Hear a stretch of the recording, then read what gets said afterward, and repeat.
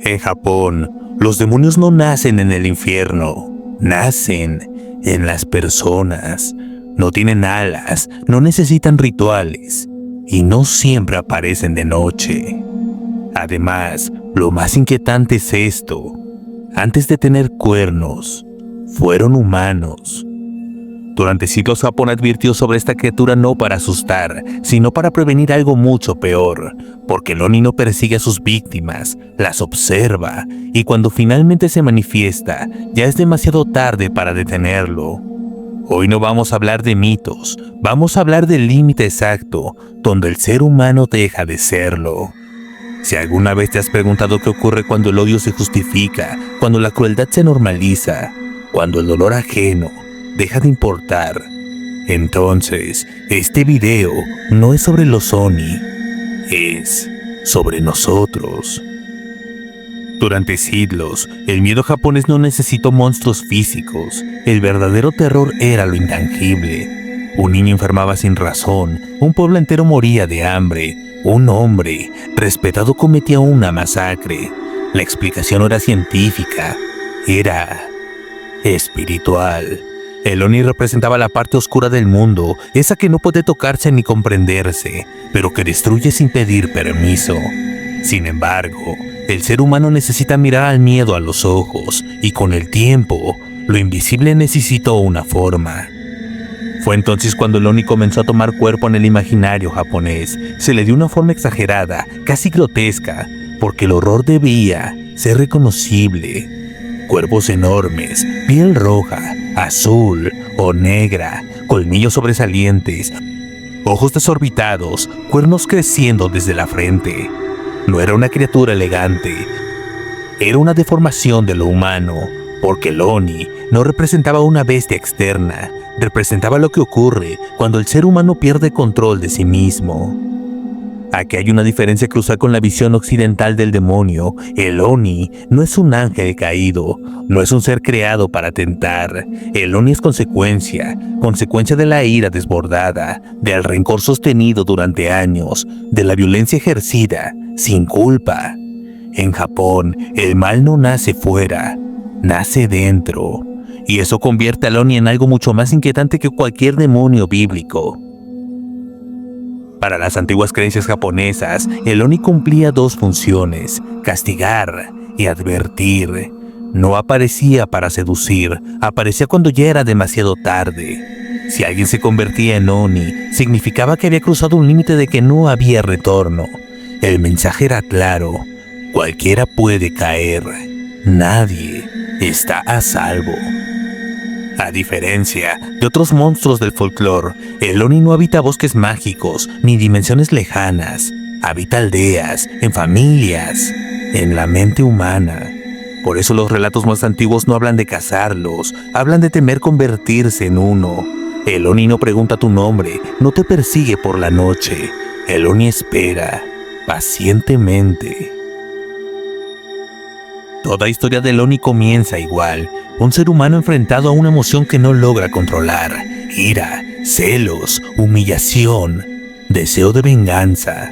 En la cultura japonesa tradicional, estas emociones no eran vistas como simples fallas de carácter, sino como fuerzas corrosivas del alma. Cuando una persona permite que una sola emoción domine su identidad, comienza la ruptura.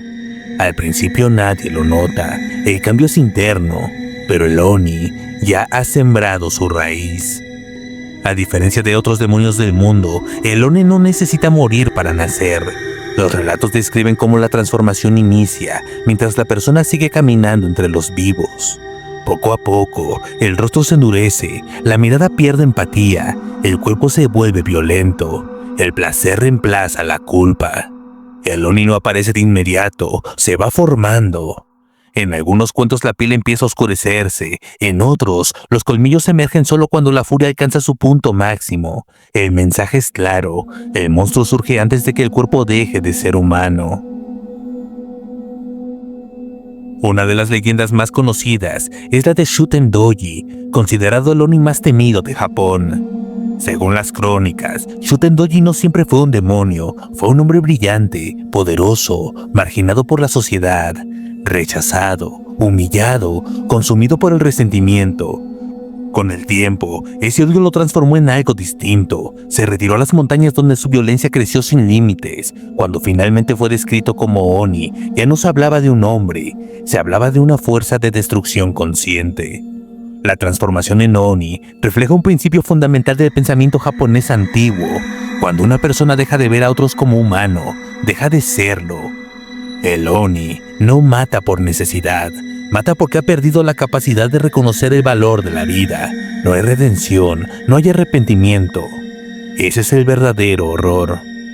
Muchas leyendas insisten en un detalle incómodo. Los Oni nacen cuando la sociedad falla. Marginación, abuso, injusticia prolongada. No para justificar la violencia, sino para advertir. El Oni es el resultado de ignorar el sufrimiento humano hasta que se convierte en odio.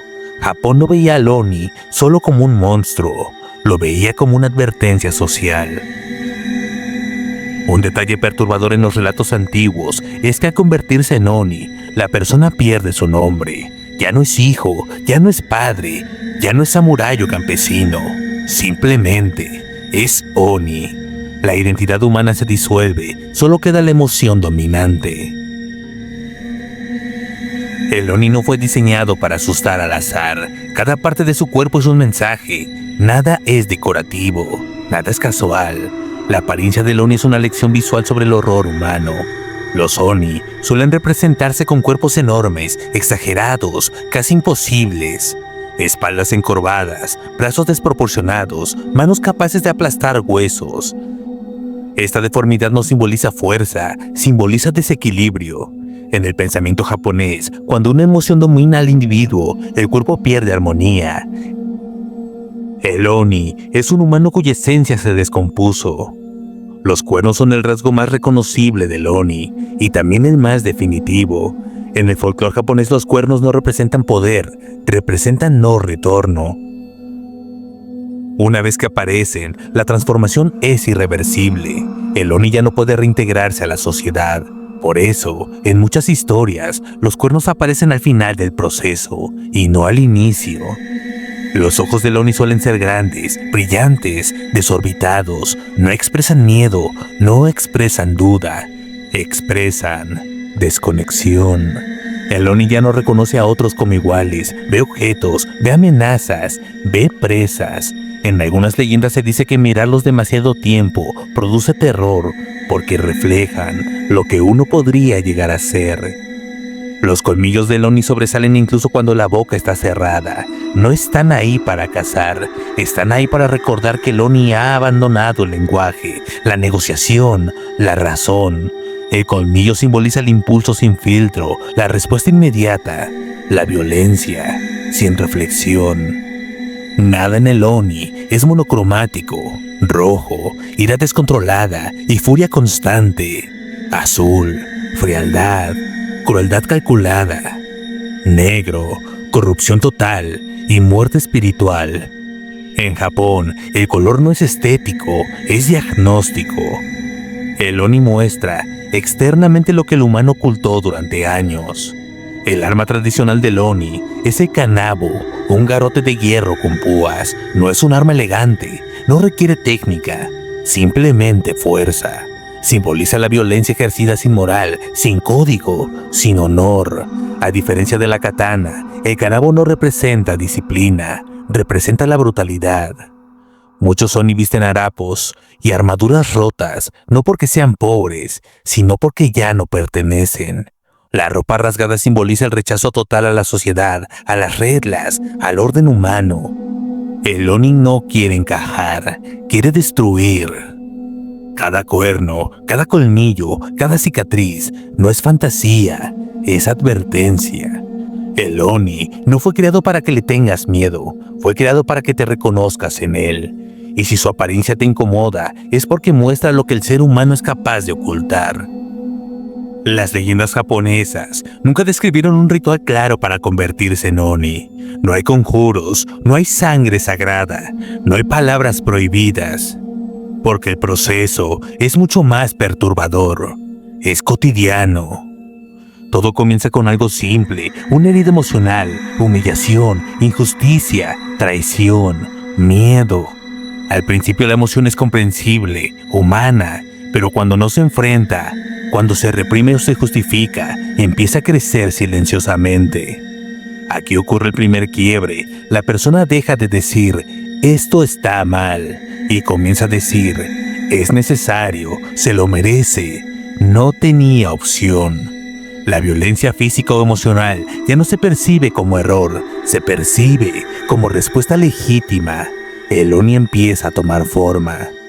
Para dañar sin culpa es necesario un paso más, dejar de ver al otro como persona. El otro se convierte en obstáculo, problema, cosa. En este punto la empatía se apaga. Las leyendas dicen que aquí es cuando el Oni abre los ojos. Un acto aislado no crea un Oni, la repetición sí. Cada vez que el daño se ejerce sin remordimiento, el límite se mueve. Lo que antes parecía impensable se vuelve rutina y lo rutinario deja de doler. La última etapa es que no siempre hay placer, a veces hay algo peor, una indiferencia total. El sufrimiento ajeno ya no provoca nada, ni culpa, ni duda, solo vacío. Aquí, según las leyendas, el Oni ya no necesita cuernos, pues ya está completo. Las historias de Oni no hablaban de monstruos raros, hablaban de procesos comunes llevados al extremo. Por eso sobrevivieron siglos, porque cualquiera puede recorrer este camino sin notarlo. Convertirse en Oni no requiere oscuridad sobrenatural, requiere algo mucho más peligroso. Tiempo sin reflexión, porque el Oni no aparece de repente, se construye paso a paso, decisión tras decisión. Y cuando alguien finalmente se pregunta en qué se ha convertido, a menudo ya es demasiado tarde. Los Oni no buscan ser invocados, no necesitan que creas en ellos, nunca lo hicieron, porque desde el principio las leyendas japonesas no hablaron de criaturas externas, hablaron de nosotros. Durante siglos, Japón contó estas historias para recordar algo incómodo.